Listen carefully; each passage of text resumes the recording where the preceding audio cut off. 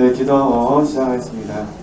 은혜가 풍성하신 하나님, 참으로 감사를 드립니다. 오늘 하루도 저희들에게 복된 날을 허락하여 주시고 또 주의 이름으로 함께 모여 영성의 길을, 제자의 길을 학습할 수 있도록 은혜 주심에 감사를 드립니다. 저희들에게 필요한 말씀을 공급하여 주시고 하나님의 풍성한 생명을 저희들에게 공급하여 주셔서 주님으로 세우고 세움받는 복된 시간 될 수 있도록 인도하여 주시옵소서. 예수님의 이름으로 감사하며 기도드립니다. 아멘. 네, 책 138쪽 보시면 됩니다. 네, 138쪽을 보시면은 세상에서 제일 값진 진주 그 부분을 좀 보도록 하겠습니다. 하나 읽어가면서 설명하면요. 자아를 없앤다는 것은 괴로운 일이 아닐까요? 저는 당신이 영혼이 이러한 체험을 통과함으로써 받게 되는 미덕과 축복에 대해서 알기만이라도 했으면 좋겠습니다. 그것을 맛보게 된다면 그 외의 다른 것은 갖고 싶지도 않을 것입니다. 이것이 바로 극히 값진 진주요 감추인 보화입니다.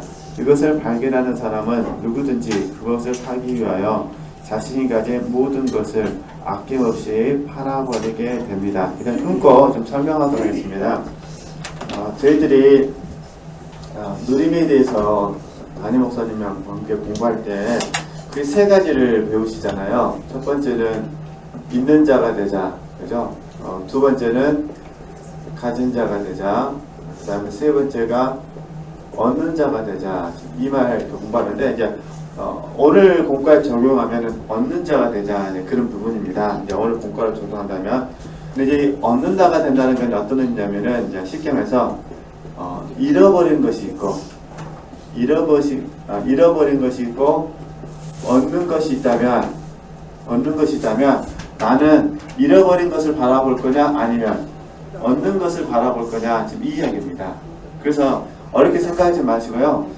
우리가 예수님을 우리 마태복음 13장 비유잖아요. 땅속에 있는 보화에 비유든 아니면 진주 장사에 비유든 진주 어찌됐든 간에 저와 여러분이 주님을 목적하여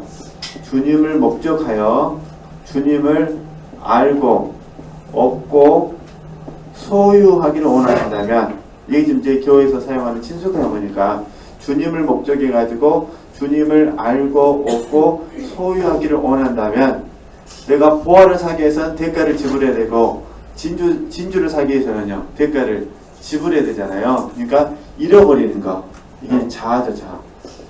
자아를 내가 십자가에 내려놓음으로 말미암아 주님을 알고 얻고 소유할 수만 있다면 나는 잃어버리는 것이 아니라 뭐라는 거죠? 얻는 것에 초점을 맞추겠다 그런 부분입니다. 그러니까 얻는 것에 초점을 맞추면 결국은 어떤 사람이 된 거죠? 얻는 자가 되어져서 얻었기 때문에 우리 안에 기쁨이 생성이 된다. 지금 그 이야기를 하는 겁니다. 근데 왜 우리가 얻는 자가 되지 못하냐면 얻는 것보다는 뭐에 관심이 많으니까요? 잃어버린 것에 관심. 그러니까 이 자아를 파쇄해야만 보화이신 참 진주이신 주님의 말씀을 우리가 얻는데 우리는 주님을 얻는다는 것보다는 지금 잃어버리고 있는 자아 어떤 것에 의해서 저 여러분이 너무너무 연민에 빠져있다 그런 부분입니다. 쉽게 말하면 자아의 어떤 것에 대해서 빨리 잃어버려야 주님을 얻는데 그렇지 못하고 우리는 자아의 어떤 것 잃어버리고 있는 자아의 어떤 것에 대한 연민을 가져가지고 그것을 계속해서 말하는 거죠. 생각하고 추억하고 뭐 같은 말로 기억하고 이러면서 시간을 허비하고 있는 겁니다. 결국은 잃어버린 것도 아니고 그 다음에 얻는 것도 아니고. 근데 좀 나쁘게 좀 더 솔직하게 말씀드리면 실질적으로는 잃어버렸는데 얻지는 못한 겁니다. 이게 이제 심각한 문제가 됩니다. 그죠? 잃어버렸는데 얻지는 못하니까 어떻게 되겠습니까? 계속해서 과거에 대해서 추억을 하게 되는 거죠. 이런 부분을 조심하셔야 된다는 거. 어쨌든 그러니까 자아를 없앤다는 것은 괴로운 일이 아니라 뭐라는 거죠? 좋은 것이다. 그러니까 이거 다시 이제 읽어가면 다시 설명하겠습니다. 자아를 없앤다는 것은 괴로운 일이 아닐까요? 저는 당신이 영혼이 이러한 체험을 통과함으로써 받게 되는 미덕과 축복. 그러니까 얻는 것은 뭐겠습니까? 미덕과 축복. 결국 주님이에요, 주님. 주님이 형상을 이루는 거니까. 그러니까 미덕과 축복은 주님이고 잃어버리는 것은요 자아가 된다. 그런 부분입니다. 네. 그것을 맛보게 된다면 그 외의 다른 것은 갖고 싶지도 않을 것입니다. 이것이 바로 극히 값진 진주요 감추인 보호인 것입니다. 이것을 발견하는 사람은 누구든지 그것을 사기 위하여 자신이 가진 모든 것을 아낌없이 뭐라는 거죠? 팔아버리게 됩니다. 여기서 이제 하나 더 쉽게 이해하도록 해서 예를 하나 드려보도록 하겠습니다. 잔느경은 저희들에게 종종 이런 얘기를 많이 합니다. 어린아이가 되어야 한다. 그러니까 쉽게 봐서 어린아이 특징 여러 가지가 있습니다만 큰 특징 중에 하나가 뭐냐면 부모를 의지하고 부모를 의뢰해야만 살 수 있는 사람입니다. 이게 어린아이 특징이거든요. 그러니까 지금 잔느경은 계속해서 우리에게 어린아이와 같이 의지하고 의뢰하십시오. 또 때로는 신뢰하십시오. 이런 단어를 사용하시거든요. 그러니까 우리가 하나님을 의지한다라는 개념 안에는 믿음을 사용하고, 그죠? 의뢰한다는 개념에도 믿음을 사용하고, 신뢰한다는 개념에도 믿음을 사용하잖아요. 결국 어린아이가 되라는 건 무슨 말이냐면은 믿음으로 뭐냐면 믿음으로 살아야 됩니다. 그 이야기를 하는 겁니다. 믿음으로 살아야 됩니다. 근데 이 믿음으로 살기 위해서는 어린아이가 되라겠으니까 결국 마음이 겸손해야 됩니다. 마음이 온유해야 됩니다. 그러니까 잔느경이 표현하는 어린아이 특징은 뭐냐면 겸손한 사람, 그 다음에 온유한 사람, 그 다음에 믿음의 사람입니다. 잔느경이 우리에게 들려줄 때, 그러니까 잔느경 우리에게 겸손하고 온유하고 믿음으로 살라. 이렇게 얻게 되면은 이게 미덕이 되는 겁니다. 미덕과 축복, 그죠? 그러니까 얻는 사람이 되면은 겸손과 온유와 믿음으로 사는 겁니다. 근데 만약에 그런 이 겸손, 온유, 믿음으로 사는 삶을 얻으려면은 잃어버린 게 있어야 되잖아요. 이게 무엇을 잃어버릴까요? 그러면은 잘하겠으니까 겸손과 반대인 교만이 되겠죠. 그러잖아요. 그러니까 겸손과 반대인 교만. 그러니까 겸손, 온유, 교만. 온유와 반대되는 강팍한 마음. 그죠? 강팍한 마음. 그 다음에 믿음으로 사는 것이 아니라 육체를 신뢰해서 사는 삶. 자기로 사는 삶. 이런 삶이 되겠죠. 그러니까 하나님께서 우리로 하여금 겸손과 온유와 믿음으로 살도록 하시면 어쩔 수 없이 어떻게 하죠? 교만을 허물어뜨려야 되고 강박한 마음을 허물어뜨려야 되고 육체 신뢰하는 마음을 허물어뜨려야 되잖아요. 그러니까 이 허물어지는 과정이 잃어버리는 거라는 거예요. 내 편에서 봐서는. 그죠? 그걸 그러니까 내 편에서 봐서는 이 자아상실이라는 게 고통이 있다 그런 부분입니다. 그러나 잃어버린 것에 관심을 가지고 마시고 뭐라는 거죠? 얻는 것에 관심을 갖게 돼서 혹시 겸손과 온유와 믿음이라는 부분에 대해서 조금만이라도 맛을 보게 된다면 그 다음 내용이야. 맛을 보게 된다면 또한 이것이 바로 영생하도록 뭐라고 솟아나는 샘물이 된다는 것입니다. 이게 이러한 과정 가운데 우리가 조금 맛을 보게 되면 우리 안에 있는 자, 가진 자, 얻는 자, 특별히 얻는 자가 되면 영생하도록 솟는 샘물이 예수님이시잖아요. 예수님께서 주시는 생명수를 경험하게 된다 그런 부분입니다. 근데 예수님의 생명수를 경험하게 되니까 우리 안에 뭐가 생기겠습니까? 기쁨과 감사와 찬양이 생기잖아요. 그래서 그걸 저희들이 누림이라고 이제 부르는 거죠. 그러니까 그렇게 이해하시면은 저희들이 지금 현재 공부하고 있는 부분과 맞아 떨어지기 때문에요. 같이 설명해 봤습니다. 그러시면 하실 말씀이 당신은 우리 주님 예수께서 하나님의 나라는 너희 안에 있느니라고 말씀하시던 사실을 기억하고 있습니다. 그것은 두 가지 면에서 사실입니다. 그러니까 우리 안에 이미 하나님의 나라가 있는데 이 하나님의 나라가 어떻게 이루어지는가 부분에 있어서 두 가지 면에서 사실이다 그런 부분입니다. 첫 번째는 당신 안에 하나님의 다스리심을 거부하는 것이 전혀 뭐라죠? 없을 정도로 완전하게 하나님이 당신의 선생과 주님이 되실 때에 뭐라는 거죠? 그러합니다. 이렇게 되는 때에는 당신의 내적인 존재, 즉 당신의 영이 하나님의 나라인 것입니다. 그것이 바로 하나님께서 당신을 소유하는 때입니다.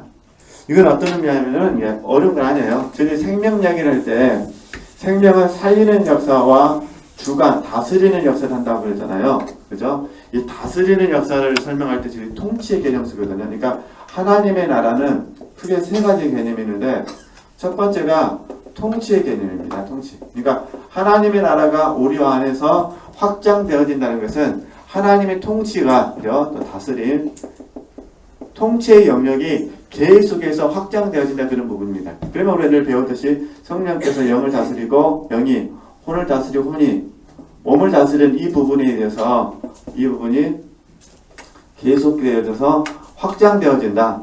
이렇게 이해하시면 됩니다. 확장성의 개념이 있었어요. 그죠? 그러면 우리 편에서는 어떻게 이 영혼 몸이 성령의 다스림을 받는지 알 수가 있을까요? 우리 편에서는. 물론 이제 순종과 복종을 통해서 알 수가 있죠. 그런데 이제 우리 스스로가 생각해 보시면 되죠. 뭐냐면은 우리가 하나님과 하나님의 말씀, 진리에 대해서 거스름이 줄어드는 것들을 경험하게 되실까요? 그죠? 역행하려는 부분들이 줄어든다는 것입니다. 그러니까 하나님과 진리에 대해서 우리가 몰랐을 때는 어쩔 수가 없지만 알게 되면 그 부분에 대해서 어떻게 하나요? 거스르는 부분이 없다 그런 부분입니다. 그죠? 그 부분을 저희들이 순종이라는 단어를 쓰거나 아니면 복종이라는 단어를 쓰죠. 그러니까 이렇게 해서 내 자신이 확장되어짐을 알 수가 있습니다. 이게 내적인 증거입니다. 다른 사람은 내 안에 있는 내적인 증거를 못 보죠. 다른 사람은. 그죠? 그러나 내 스스로는 안다는 것입니다. 하나님께서 내게 말씀하시고 하나님이 누구신지 알게 되어지면은 나는 그 하나님과 진리에 대해서 내 마음속에 어떤 마음이 생긴다고요? 거역하고 싶은 마음, 거스르고 싶은 마음이 없어지는 겁니다. 옳소이다. 이렇게 된 것이 아버지의 뜻입니다. 이 부분이 빨라진다 그런 부분입니다. 이걸 통해서 우리가 통치라는 개념을 알 수가 있다. 특별히 혼과 몸의 자리에서 거스름이 없었으면 좋겠다 그런 부분이고요. 작은 이원으로 뭐냐면은 중심의 이동입니다. 중심. 그래서 결국은 뭐냐면은 나 중심이 아니라 누구 중심이라는 거죠? 하나님 중심입니다. 그러니까 하나님의 중심이 되어서 로마서 12장 1절과 2절 말씀을 적용하는 겁니다. 하나님 관점으로. 그러니까 하나님 보실 때 선하신 거, 하나님 보실 때에 기뻐하신 거, 하나님 보실 때 뭐라는 거죠? 온전하신 거. 그러면 나 중심은 어떻게 될까요? 내가 보기에 선한 거, 내가 보기에 기뻐한 거, 내가 보기에 뭐한 거죠? 온전한 거 이렇게 되는 거죠. 이 점점 내가 보기에 선하고 내가 보기에 기뻐하고 내가 보기에 온전하고 옳음 이런 부분들이 점점 허물어지고 100% 없는 건 아니지만 점점 허물어지고 어떻게 되겠습니까? 하나님 중심으로 보게 되는 겁니다. 하나님 중심으로. 그러면 우리가 99마리 양을 놔두시고 한 마리 양을 가지러 갑니다. 그죠? 이걸 나 중심으로 보면 어떤 생각이 드세요? 나 중심으로 보면. 아니, 나 중심으로 보면 내가 99마리 들어갔으니까 나는 한 마리는 지금 길을 잃어버렸잖아요. 성질하면 성질 안 하죠, 지금. 성질 나죠. 말 안 들어서 그런다고. 나는 지금 99마리 안에 들어가서 나 중심으로 보니까. 나 중심으로 보니까 99마리 들어갔어요. 그죠? 그러면 한 마리는 지금 어디 가버렸습니다. 근데 목자이신 주님은 99마리를 놔두고 어떻게 합니까? 한 마리를 찾으러 갑니다. 이게 지금 쉽게 말하면 사랑이 지금 99마리 있지 않고 어디 있습니까? 한 마리 있습니다. 그 안에 들어온 나는 어떤 마음 들까요? 나 중심이면은 주님 그건 사랑이 아닙니다. 그러시면 아니 됩니다. 이렇게 되겠죠. 그러나 이제 하나님 중심으로 전환되면 어떻게 될까요? 목자의 마음을 이해하게 되죠. 목자의 마음을. 그죠? 그러니까 이렇게 가면서 우리가 인간관계에 있어서 판단과 정죄하는 마음이 줄어들게 된다 그런 부분입니다. 그러니까 내가 보기에는 잃어버린 한 마리고 내게는 불편한 사람이지만 목자 입장에서 보기에는 어떤 부분이죠? 99마리도 소중하지만 잃어버린 양 한 마리도 소중하게 된다는 것입니다. 그러니까 성경을 묵상할 때 나 중심이 아니라 하나님 중심의 관점에서 이제 보게 되는 거죠. 또 반대에도 마찬가지입니다. 만약에 나 중심이면 내가 그 한 마리 내가 지금 이 길을 잃어버렸다 생각하겠습니다. 잃어버린 한 마리라면 99명이 너무너무 소원한 거예요. 나를 안 찾아오니까 지금 나는 지금 누군데 지금 애로운 길 잃어버린 나그네인데 99명은 너무너무 막 교회생활을 재밌게 하는 것 같아요. 나는 전혀 재미가 없고 근데 99명이 나를 돌봐주지 않아요. 그럼 어떤 마음이 들까요? 나 중심이면 엄청 소원하죠.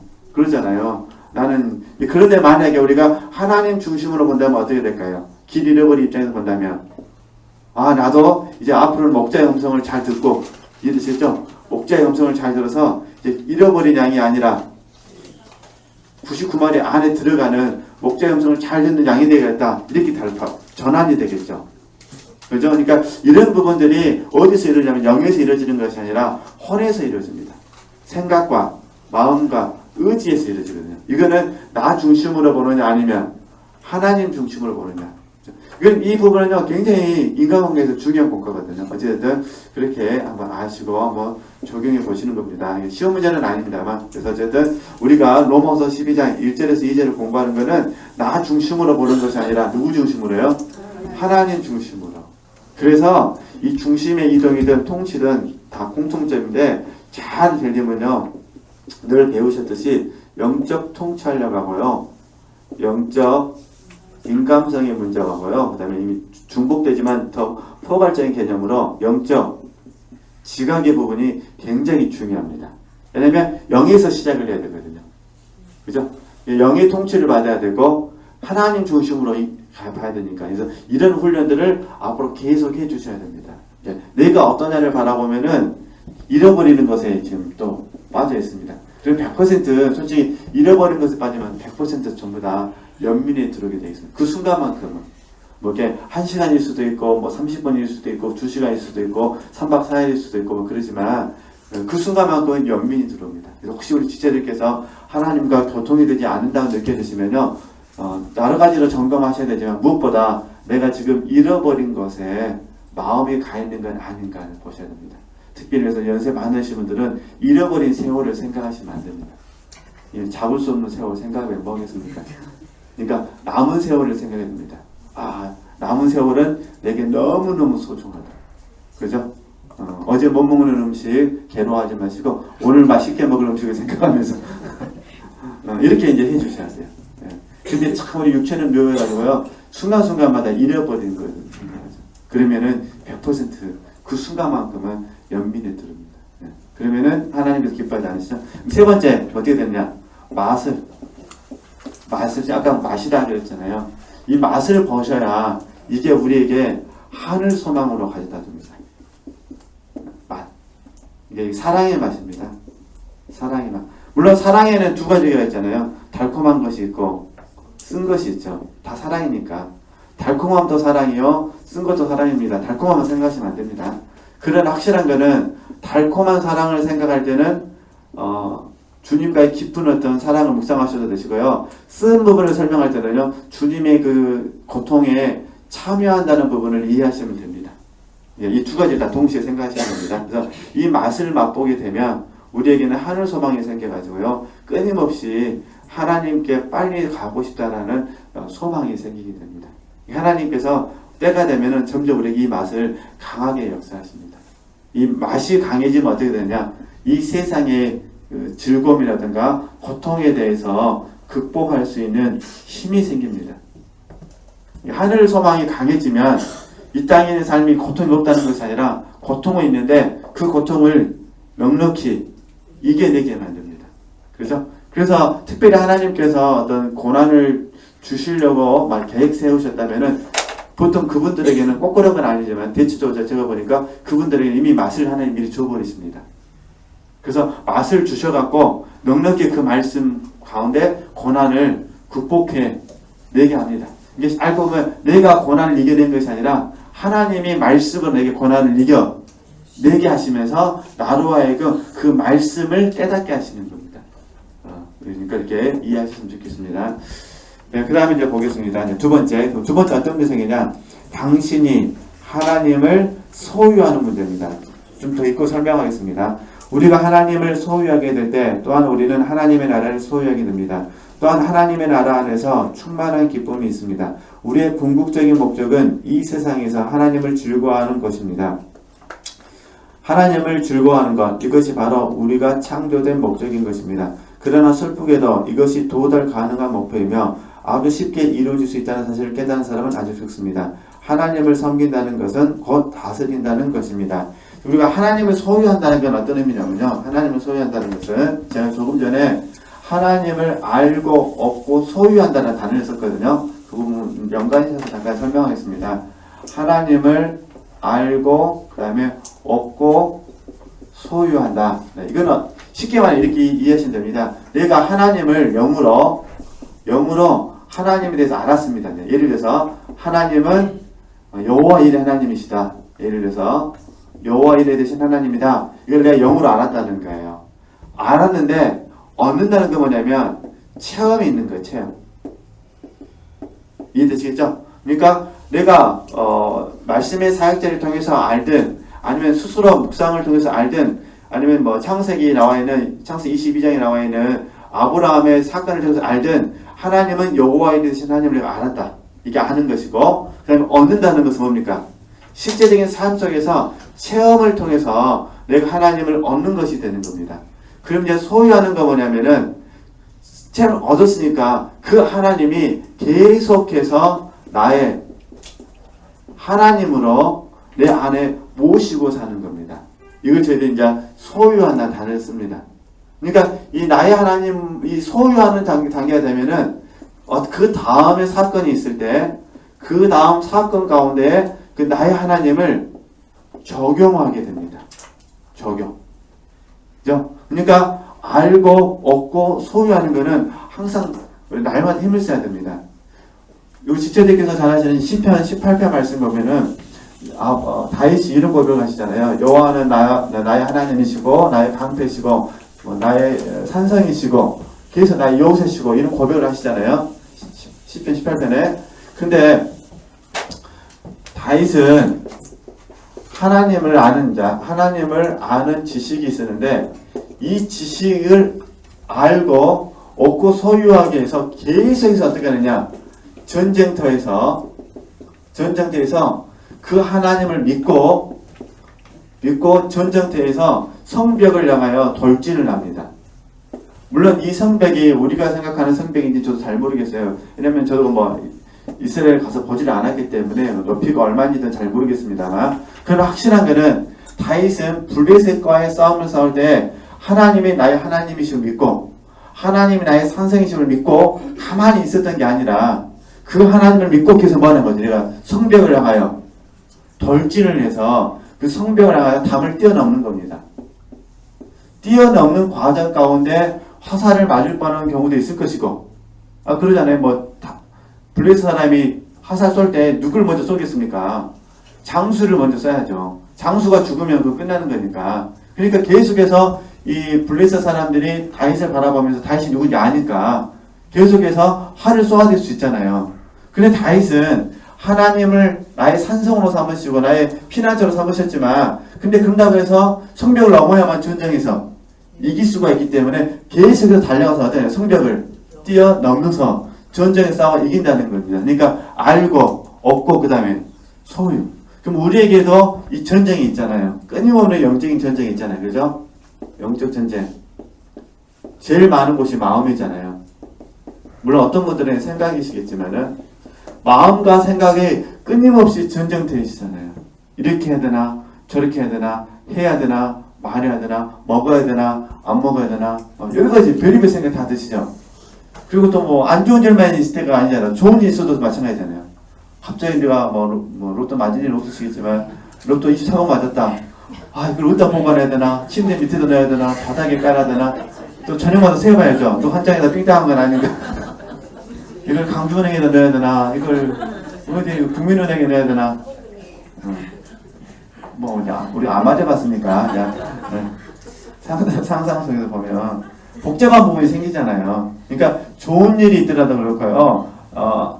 고난이 있다 하더라도 우리의 마음과 생각은요 끊임없이 영적인 전쟁터입니다. 그러니까 이 마음과 생각을 붙들기 위해서는 뭐가 있어야겠습니까? 하나님이 우리를 다스려 주셔야 되잖아요. 그러기 위해서는 알고 얻고 소유하는. 이게 지금 잔의경은 하나님의 나라에 내 안에 이루어진 하나님의 나라에서 말씀하셔서 하나님을 소유하는 것을 말씀드리잖아요. 우리는 그 하나님을 어떻게 된 거죠? 소유하고 소유된 하나님을 가지고 계속해서 마음과 생각을 다스리는 것. 이게 하나님의 나라가 확장되어지는 것이고 우리가 잘 다스릴 때 우리가 하나님의 나라를 소유한다 이렇게 부른다는 거 이렇게 아시면 되실 것 같습니다. 네. 그 다음 이제 같은 기도인데 또 이제 기도에 대해서 깊은 기도에 대해서 좀 나누도록 하겠습니다. 네, 140쪽. 네. 성령님께 공명하는 침묵기도. 공명은 다시 한번 제가 불러드리겠습니다. 공명은 깊이 동감하여 함께하려는 생각을 갖다. 그래서 제가 찾은 그 국어사전식 개념입니다. 깊이 동감하여 함께하려는 생각을 갖다. 이게 쉽게 말해서 함께하는 거 말합니다. 함께하는 거. 그죠? 우리 연합이라 부르잖아요. 그러니까 성령님께 공명하는 침묵기도. 근데 오치만이는 이걸 어떻게 부르냐면 오치만이는 이런 식으로 설명합니다. 오치만 입장에서 봤을 때 참된 기도의 하나의 특징은 뭐냐? 성령 하나님께서 기도하시는 그 부분, 하나님께서 기도하시는 그 부분을 우리 마음속에 소원을 넣어주신데, 우리가 그 소원을 붙잡고, 그러니까 하나님께서 넣어주시는 소원을 붙잡고 하나님 앞에 다시 올려드린 기도, 이 기도가 참된 기도이다, 이렇게 말합니다. 근데 이게 잔느기와 비슷한 것 같아요. 그죠? 깊이 동감하여. 그러니까 성령님께서 우리 마음속에 주시는 부담에 내가 깊이 동감하여 함께 뭐라는 거죠? 그것을 공유하고 싶어서 같은 생각을 갖고 그 생각을 가지고 뭐라는 거죠? 기도하라는 거예요. 근데 이 기도가 무슨 기도로 나타나냐? 침묵 기도로 나타난다. 이런 부분입니다. 근데 꼭 침묵 기도만 하실 필요는 없습니다. 그죠? 혹시 우리 지체들께서 방언으로 기도하시다가 통변이 되셔가지고 하나님의 소원을 아셨다. 그러면 계속해서 어떻게 하면 되실까요? 그러면 계속 방언으로 그 소원을 딱 붙잡고 기도하시면서 마음으로 그 소원을 계속해서 하나님께 아뢰면 되는 거죠. 그죠? 근데 그 이야기를 하는 거니까 단지 이제 침묵 기도라고 부르는 부분은 내 자신이 하나님의 소원에다가 플러스 알파를 혹시나 넣어버릴까봐 하지 말고 하나님께서 주시는 그 감동을 그대로 말하면 그것만 침묵하면서 그것만 마음의 소원을 올려드리라. 하나님 하시옵소서. 하나님만이 하셔야 됩니다. 하나님 뜻을 이루어 주옵소서라고 하라는 거예요. 그래서 플러스 알파를 집어넣지 말라는 거예요. 그죠? 예를 들어서 우리가 이렇게 기도하셨잖아요. 하나님께서, 예를 들어 지체들이 열심히 남편분들을 위해서 기도를 했다가 가정해 보도록 하겠습니다. 남편분을 위해서 기도하는데 하나님께서 이런 마음을 감동을 주셨어요. 염려하지 말아라. 나도 그를 사랑한다. 이런 마음을 주셨다고 보겠습니다. 그러면 침묵 기도로 한다면 어떻게 해야 될까요? 그러면 더 이상 하나님께 묻지 않고 옳습니다.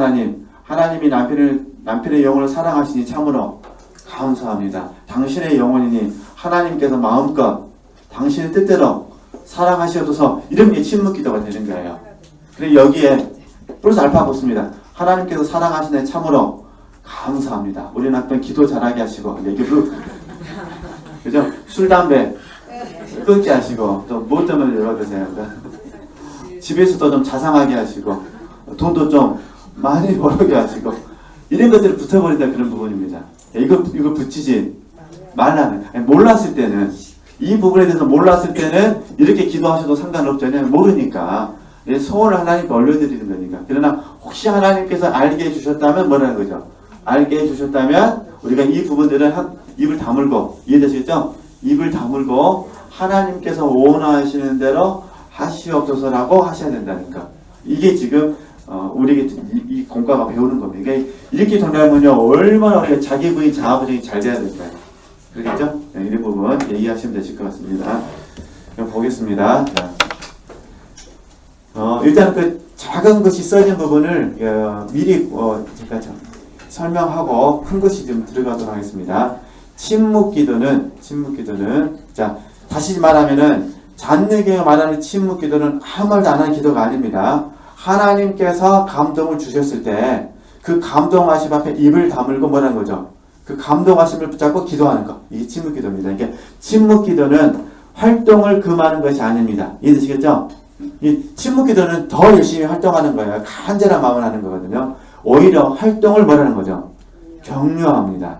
침묵 기도는 당신의 영의 거룩한 활동을 촉진시킵니다. 그러나 또한 침묵 기도는 영혼의 낮은 차원의 활동을 억제시킵니다. 다시 제가 지난주에 말씀드렸잖아요. 영이라고 번역한 것은 영이고 영혼이라고 번역한 부분은요, 혼으로 이해하시라 했습니다. 그죠? 이게 침묵 기도는 당신의 영의, 영 안에서 이루어지는 거룩한 활동을 촉진시킨다는 겁니다. 쉽게 말해서 영교, 양심, 직관을 통해서 하나님께서 주신 감동을 더 바르게 분별하는 겁니다.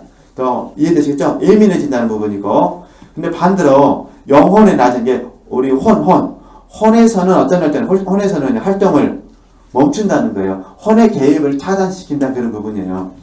그렇다면 그러한 기도는 하나님의 영께, 성령께 절대적으로 뭐하는 거죠?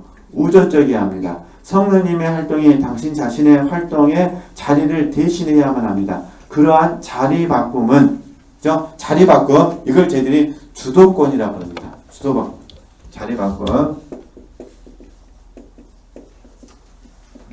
기도의 주도권을 누가 가지셔야 된다는 거예요? 성령 하나님이 가지셔야 된다는 거예요. 어디에서도요? 혼에서도요. 혼에서도. 그죠? 혼의 주도권을 혼이 가지면 안 되고, 혼에서도, 이미 영에서는 성령 하나님 주도권을 갖고 계시니까, 혼에서도 주도권을 성령께서 가지셔야 된다, 그런 부분입니다. 그러니까 성령께서 이 주도권을 가져야 되니까 어떻게 될까요? 혼이 침묵을 해야죠. 그래서 이걸 침묵 기도라고 부르는 거예요. 혼이 개입이 돼서는 안 되기 때문에 그런 부분입니다. 네. 그러면 어떻게 해야 자리 바꿈이 되느냐? 인간의 뭐에서만요? 동의에 의해서만. 그래서 혼은 뭐만 한다는 거죠? 동의하는 겁니다. 그 다음에 더 잘하신다면 동역하는 겁니다. 그죠? 그럼 여기서 배우시는 게 인내입니다. 인내를 배우시는 겁니다. 동의, 그 다음에 어떻게 한다고요? 동역. 동의한다는 것은 옳습니다. 하나님께서 뜻을 정하셨으니 그걸 내 뜻으로 받겠습니다. 이게 동의입니다. 동역은 하나님께서 이루실 때까지 내가 기도로 동역하겠습니다. 기도하겠습니다. 이렇게 하나님 하시옵소서, 이게 동역이 되는 거죠. 그리고 하나님께서 이루실 때까지 나는 뭐가 되는 거죠? 인내하겠습니다. 이렇게 되는 거예요. 그러니까 동의, 동역, 인내. 참된 의미에서 동의가 되어져야 자리 바꿈이 이루어진다는 거예요. 주도권을 하나님이 가지신다는 거죠. 근데 만약에 동의가 안 되면 어떻게 될까요? 동의가 안 되면 여기서 이제 갈라디아서 5장 17절에 나와버립니다. 성령의 소욕과, 여기서 성령의 소욕과 동의가 안 되면 육체의 소욕이 충돌을 일으키게 됩니다. 그러니까 기도하면 할수록 혼의 입장에서는 더 불편해집니다. 하나님이 만나지지도 않고 나는 더 간절하게 기도하니까 소욕 가운데 더 간절하게 기도하니까 어떻게 되겠습니까? 이제 욕심은 생기고 여기 안에서 불편한 마음들이 생기는 겁니다. 그래서 좋은 방법은 갈등이 생길 때는요, 무조건 소욕을 내려놔버리는 게 좋습니다. 갈등이 너무 심하면. 물론 이제 소욕까지, 육체의 소욕만 내려놓으셨는데 성령의 소욕까지 배워버리시면 이제 큰일 납니다. 그래서 지난주에 그랬잖아요. 내 안에 내가 너무 많은 것이 문제라고. 그 부분을 내려놓는 법을 배우자는 것. 그 부분인데, 이게 좀 중요해서 먼저 설명을 해드렸습니다. 그러니까 이걸 이해하고 이제 책을 보시면은 어려움은 없으실 것 같아요. 조금만 더 볼까요? 그래도 봐야겠죠? 네. 이제부터는 그리스도를 체험해 나가는 여정 가운데서 침묵의 역할에 대해서 살펴보겠습니다. 그것은 침묵이 주님을 더 깊은 차원에서 체험하는 것과 깊은 관계가 있기 때문입니다. 네. 잠잠한 가운데 살아있는 영혼. 네. 어떤 사람들은 침묵 기도라는 말을 듣고 이 같은 침묵 기도에서 그 사람의 영혼의 역할은, 이게 혼입니다. 혼의 역할은 둔감함과 죽음과 무활동이라는 결론을 내리기도 합니다. 물론 이것은 사실이 아닙니다. 실제로 침묵 기도에서는 그 영혼이 소리를 내어 입으로 하는 기도에서보다, 이게 혼입니다. 혼. 네, 번역을 이렇게 내가지고 복잡해진 것 같아요. 그죠? 영혼이 소리를 낼 수는 없거든요. 그죠? 소리는 우리 혼이 내는 거니까. 그 영혼이 소리를 내어 입으로 하는 기도에서보다 더 높고 포괄적인 역할을 맡게 됩니다. 이것이 어떻게 이것이 가능할까요? 혼은 활동적이면서도 동시에 아주 고요한 침묵 가운데 머무를 수 있습니다. 이것은 바로 주님께서 친히 영혼을 움직이는 분이시기 때문입니다. 그 영혼은 성령님의 움직이심에 반응하여 활동하게 됩니다. 무릇 하나님의 영으로 인도함을 받는 그들은 곧 하나님의 아들이라. 그러므로 침묵 기도에 들어가는 것은 당신이 모든 활동을 중지한다는 것을 의미하지 않습니다. 오히려 그것은 당신의 혼이, 그죠? 이 문장이 굉장히 중요합니다. 당신의 혼이 당신의 영의 움직임에 의하여 뭐라 하죠? 활동하게 됨을 의미합니다. 아까 제가 말씀을 드렸어요. 그죠? 그러니까 영이 하나님의 감동하심에 따라 움직일 때 혼이 거기에 대해서요 보조 역할을 해준다. 그런 부분이거든요. 당신의 혼이 당신의 영의 움직임에 의하여 활동하게 된다는 거니까 이러한 사실을 이해하는 데에는 에스겔서가 도움이 됩니다.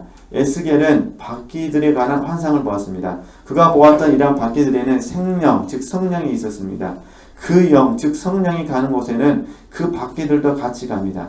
그 영이 정자에 서 있으면 바퀴들도 정자입니다. 만일 그 영이 땅으로부터 하늘로 올라가면 그 바퀴도 옆에서 같이 하늘로 올라갑니다. 그 영은 그 바퀴들 안에 있었고 그 바퀴들은 그 영에 의하여 움직였습니다. 침묵길에 들어가는 영혼은 마치 그런 바퀴들과 같습니다. 그 영혼은 수술에 의하여 활동할 수도 있고 또는 더 깊은 어떤 것이 움직임을 일으킬 때까지 기다릴 수도 있습니다. 이런 경우에 그 영혼은 즉 영, 즉 성령이 가는 곳이라면 어디든지 따라다니던 바퀴들처럼 되는 것입니다. 마찬가지로 그 영혼도 속에 살아계시는 영의 인도하심에 뭐라는 거죠?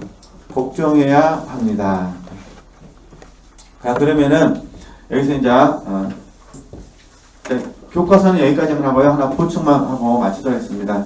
그럼 우리 지체들께서 기도 생활을 어떻게 하셔야 될 거냐? 이런 문제가 생기잖아요. 이게 어렵게 생각하실 필요가 없습니다. 이게 성령의 감동하심이 있으면 이해되시죠? 성령의 감동하심이 있으면 그 감동을 따라서 기도하시면 됩니다. 근데 만약에 성령의 감동하심이 없으면 어떻게 될까요? 그럼 기도를 안 해야 되느냐? 아니다, 그런 부분입니다. 성령의 감동하심이 없으면 성령 안에서 우리 지체들이 기도하시면 됩니다.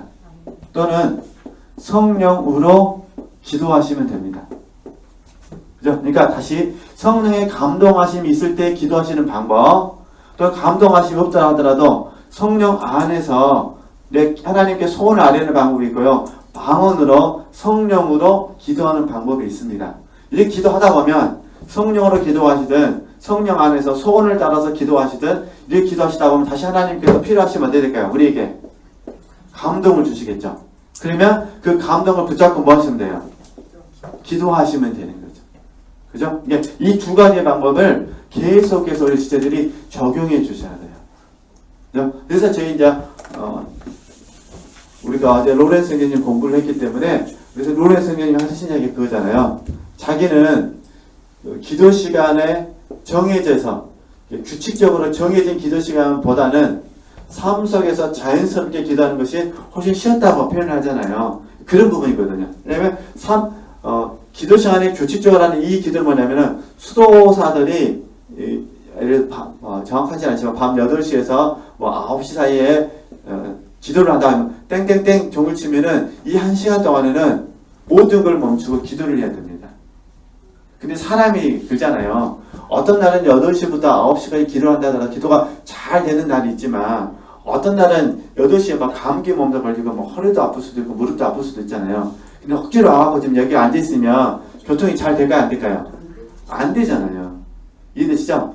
이제 우리 지체들이 생각하는 굉장히 이상적으로 생각해서 내가 저녁 밤 8시부터 9시까지 밤마다 기도해야 하지만 1년 365일 밤 8시만 되면 내가 정상적인 컨디션이 되는 건 아니라는 거예요. 정말 정상적인 컨디션이 있는 날도 있을 수도 있고 굉장히 힘든 날이 있을 수도 있고 7시 20분에 갑자기 큰딸한테 전화가 와갖고 나 죽어요 이럴 수도 있다는 거예요. 1년 365일 중에 어떤 날은 이해되시겠죠? 그러면 이제 이 8시에 이제 기도할 때 어떻겠습니까? 마음이 굉장히 심란해지면 기도가 안 된다는 거예요. 왜냐면 우리가 몸이 있기 때문에. 그렇죠? 그러니까 그래서 로렌스 선생님 같은 경우는 이런 근데 이 기도 시간을 안 가진 게 아닙니다. 이런 기도 시간도 가졌지만 본인의 입장에서는 삶 속에서 자기 삶의 현장 속에서 항상 하나님을 의식하면서 기도하는 것이 훨씬 좋았다 이렇게 말하거든요. 제가 말하는 부분이 이 부분입니다. 그러니까 성령 안에서 무시로 기도하는 그런 의미가 아니라 내 삶이 성령 안에서 삶을 유지하면서 뭐라는 거죠? 매 순간순간마다 하나님을 의식하면서 기도하시라는 거예요. 하나님을 의뢰하라 그 말이죠. 하나님을 의뢰하는 기도를 들으시라.